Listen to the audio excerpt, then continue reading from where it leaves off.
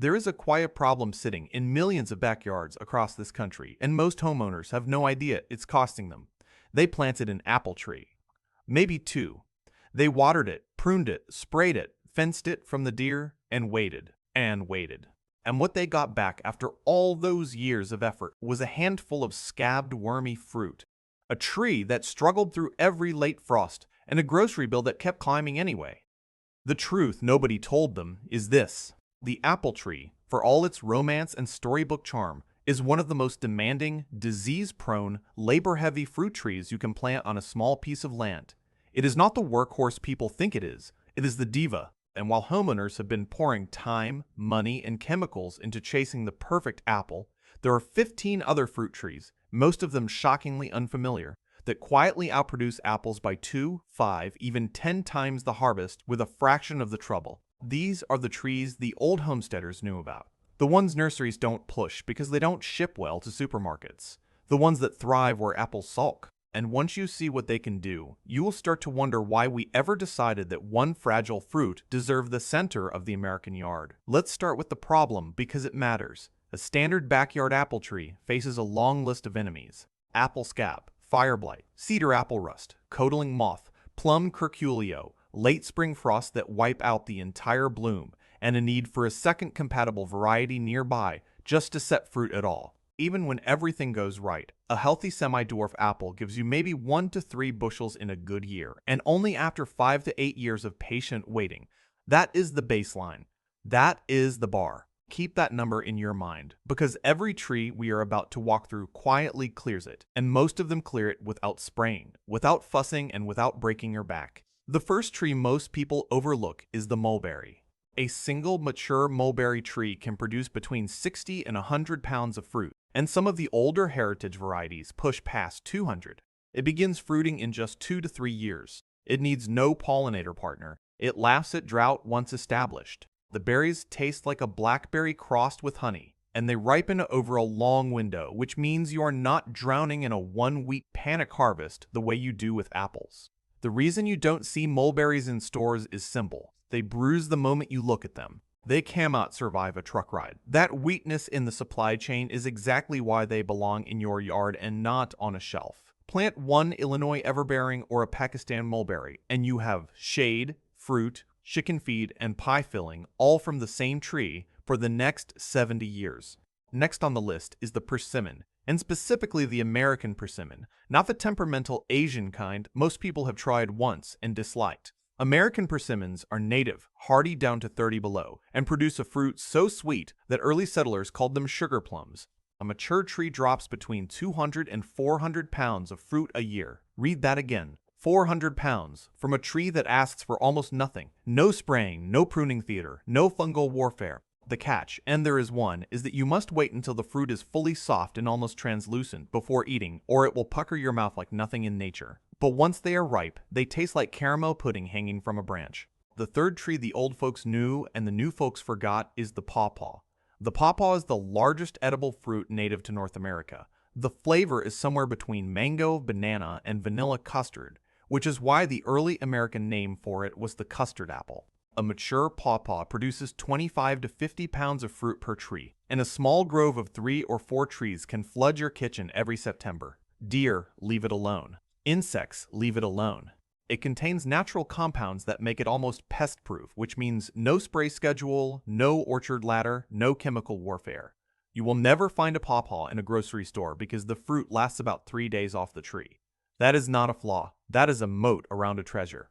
Now we move into a tree that quietly humiliates the apple in pure productivity, and that is the jujube. The jujube, sometimes called the Chinese date, has been cultivated for over 4,000 years, and there is a reason it survived that long. A mature jujube tree can produce 100 to 200 pounds of fruit annually in conditions that would kill most fruit trees outright. Heat, drought, poor soil, alkaline soil, salty soil, neglect. The jujube does not care. The fruit, when fresh, tastes like a crisp apple. When dried, it tastes like a date. It is loaded with vitamin C, more than 20 times the content of an apple by weight, and traditional Chinese medicine has used it for centuries to support sleep, calm the nervous system, and strengthen digestion. If you live anywhere from Texas to Pennsylvania, this tree will outproduce your apple and outlive your mortgage. The fifth tree on this list belongs to anyone who has ever lost an apple harvest to a late frost, and that is the cornelian cherry. Despite its name, it is not really a cherry. It is a dogwood, and it is one of the toughest, earliest, and most reliable fruit producers you can plant. It blooms so early that frost almost never catches it, because by the time the killing nights are gone, its fruit is already setting.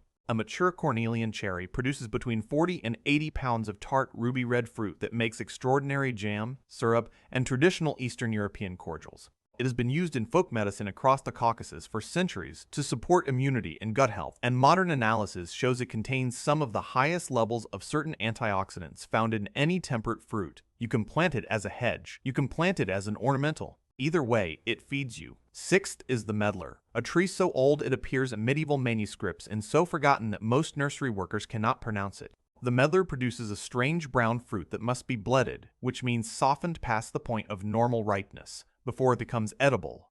Once bledded, it tastes like spiced apple butter straight from the branch. A mature medlar yields between 50 and 100 pounds per year, needs no spraying, has almost no pests in North America because nothing here recognizes it as food, and lives for 300 years. It is the kind of tree you plant for your grandchildren and still eat from yourself. The seventh tree is the Asian pear, and while pears in general are easier than apples, the Asian pear is in a different league entirely. It is naturally resistant to most of the diseases that wreck European pears and apples. It begins bearing in 3 to 4 years. A mature tree produces between 100 and 400 pounds of fruit, and the fruit stores in a cold cellar or refrigerator for up to 6 months without losing its crispness. That last point matters more than people realize. An apple that rots in November is not feeding you in February. An Asian pear, properly stored, will. Eighth on this list is one that surprises almost everyone, and that is the serviceberry, also called the Saskatoon, the Juneberry, or the shadbush, depending on where your grandparents came from. It looks like a small ornamental tree, the kind landscapers tuck into front yards for spring flowers. But the berries that follow taste like a blueberry crossed with an almond. They ripen in June, weeks before most other fruit, and a mature serviceberry produces 20 to 30 pounds of fruit per tree, with multiple trees forming a thicket that can feed a family. Native peoples across the northern half of the continent relied on this fruit for pemmican, the original survival food. It is hardy to 40 below. It needs no pruning. It asks for nothing. The ninth tree is the fig, and yes, figs grow in far more of this country than people assume. There are cold-hardy varieties like Chicago Hardy and Brown Turkey that survive into Zone 5 with simple winter protection, and in Zone 7 and warmer, they grow like weeds. A mature fig tree produces 50 to 100 pounds of fruit, often in 2 crops per year. The breva in early summer and the main crop in late summer. Figs have no significant pest pressure in most of North America. They root from cuttings stuck in the ground. They contain calcium levels that rival dairy. And the fruit, fresh from the tree, is something most Americans have literally never tasted, because store figs are picked hard and shipped half dead. The 10th tree is the quince, not the flowering ornamental, but the true fruiting quince. A single mature quince tree produces 100 to 200 pounds of fragrant, golden fruit that fills an entire room with perfume just by sitting on the counter. Raw, it is hard and astringent. Cooked, it transforms into something the apple cannot touch. It turns a deep rose color when simmered, sets jelly without added pectin because of its naturally high pectin content, and pairs with both sweet and savory dishes in a way no other temperate fruit does. Quince trees are remarkably disease-resistant, self-fertile, and long-lived. They were once the centerpiece of every serious orchard in colonial America, and then we collectively forgot them. The 11th tree is the loquat, for anyone in zones 8, 9, or 10. The loquat is one of the most productive fruit trees that exists. A mature tree gives between 100 and 300 pounds of fruit. It blooms in fall and ripens in spring, which means it occupies a season when almost nothing else is fruiting. It is evergreen, so it doubles as a shade tree and a windbreak. The fruit tastes like a blend of apricot, peach, and citrus, and the leaves have been used in traditional Chinese medicine for over 1,000 years to support respiratory health. The leaf tea is still used today, and modern studies have begun to confirm what those traditions claimed. The 12th tree is the mayhaw, a native of the southern wetlands and one of the best-kept secrets of southern homesteading. The mayhaw is a hawthorn that produces small, tart red fruits in May, which is where the name comes from, and those fruits make a jelly so prized that in some southern towns it sells for more per ounce than honey. A mature mayhaw produces 50 to 100 pounds of fruit, thrives in wet ground where almost nothing else fruits, and has the same heart-supportive compounds found in traditional Hawthorne medicine, which has been used for centuries across Europe and Asia to support cardiovascular function. Plant it where the yard floods, and watch it laugh. The 13th tree is the black walnut, and before you skip past it, understand what this tree actually is. A mature black walnut produces between 50 and 300 pounds of nuts per year, every year for over a century. The nuts are higher in proteins than almost any apple-sized fruit, stored for years without refrigeration, and the inner bark and hulls have been used in traditional remedies for generations to support digestive and skin health. The wood, eventually, is worth more than the house it shades. One tree is a retirement account with leaves.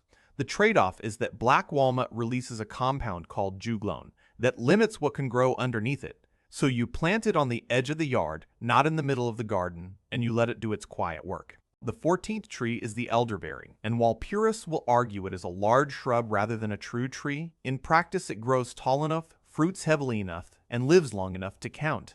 A mature elderberry produces between 12 and 20 pounds of berries per plant, and a small row of 3 or 4 plants will keep a household supplied with one of the most studied immune-supportive fruits in the natural world.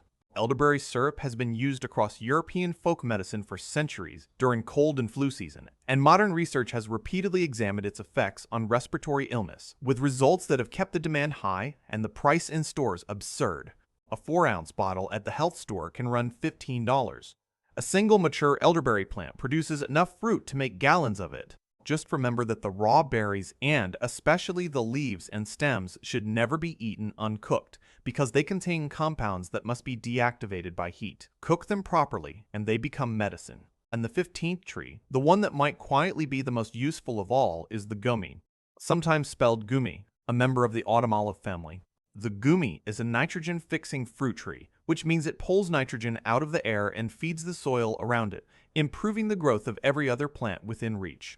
A mature gumi produces 20 to 30 pounds of small ruby red, tart, sweet berries that are extraordinarily high in lycopene, more than tomatoes by a wide margin, and lycopene is one of the most studied antioxidants in human nutrition. The plant is hardy, drought-tolerant, blooms with a fragrance that fills the whole yard, and improves rather than depletes the ground beneath it. Plant a gumi near your apple tree, and your apple tree will produce more. Now, stand back and look at what just happened. You started this video worried that a single fragile fruit tree was failing in your yard. You end it knowing there are at least 15 alternatives, almost all of them more productive, more resilient, more medicinal, and more rewarding than the one most homeowners default to. The apple tree is not the enemy. The problem is that one tree was sold to a continent as if it were the only choice, while a long, deep ancestral library of better options sat in the background, waiting.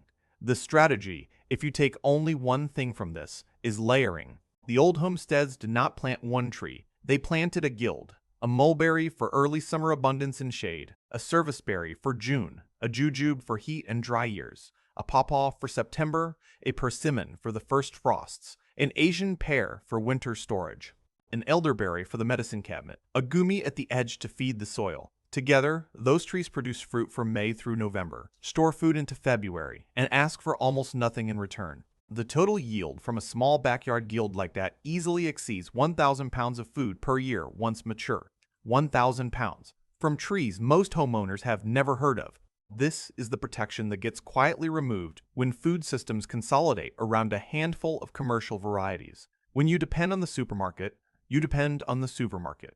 You depend on the truck, the warehouse, the price, the season, and the decisions made by people you will never meet. When you depend on a diverse, resilient, productive backyard, the ground under your feet starts working for you instead of against you. A late frost no longer ends your harvest because half your trees bloom at different times. A drought no longer empties your pantry because 3 of your trees were chosen specifically for dry years.